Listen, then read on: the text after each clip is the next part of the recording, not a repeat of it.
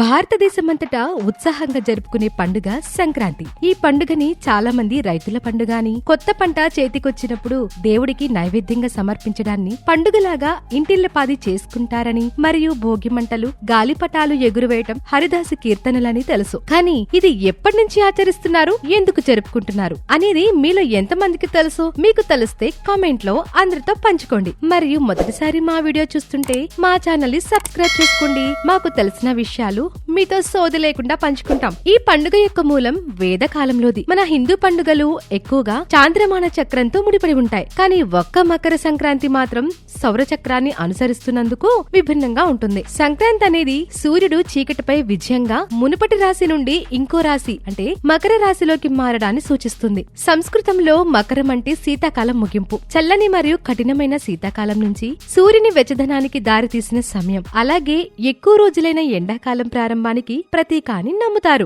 ఇది ఆశ మరియు కొత్త ప్రారంభాలను సూచిస్తుంది. ఇంకో కథ కూడా ఉందండోయ్. ఎందుకు జరుపుకుంటారంటానికి ఇంకో రీజన్ ఏంటంటే, మతపరంగా మకర సంక్రాంతి హిందూ పురాణాల నుండి ప్రేరణ పొందింది. ఒక రోజున విష్ణువు శంకరాసురుడు అనే రాక్షసుడిని ఓడించాడని నమ్ముతారు. భక్తులు ప్రార్థనలు, ఆచారాలు మరియు ఆధ్యాత్మిక ప్రక్షాళన కోసం పవిత్ర నదుల సందర్శనల ద్వారా ఈ విజయాన్ని పండుగలాగా జరుపుకుంటారట. ఈ పండుగని భారతదేశం మొత్తం వివిధ పేర్లతో జరుపుకుంటారు. కానీ ఇది తమిళనాడు, ఆంధ్రప్రదేశ్, కర్ణాటక, మహారాష్ట్ర అలాగే గుజరాత్ లలో చాలా ముఖ్యమైనది. అటువంటి మకర సంక్రాంతి పండుగను తెలంగాణ మరియు ఆంధ్రప్రదేశ్ లో 3 రోజుల పాటుగా జరుపుకుంటారు. మొదటి రోజున భోగి అని, రెండవ రోజున మకర సంక్రాంతి అని, ఇక 3వ రోజుని కనుమ అని అంటారు. ఈ పండుగ సందర్భంగా ప్రజలు నదుల్లో స్నానాలు ఆచరించి సూర్య భగవాన్ని పూజించి గాలిపటాలు ఎగరేస్తారు. మకర సంక్రాంతికి కొన్ని ఆసక్తికరమైన అంశాలున్నాయి. అవేంటంటే, ప్రతి సంవత్సరం గ్రెగోరియన్ క్యాలెండర్ లోని అదే రోజున అంటే జాన్ 14న వస్తుంది. మరియు సామాన్యంగా మనం ఇంట్లో పాలు పొంగనివ్వం, కానీ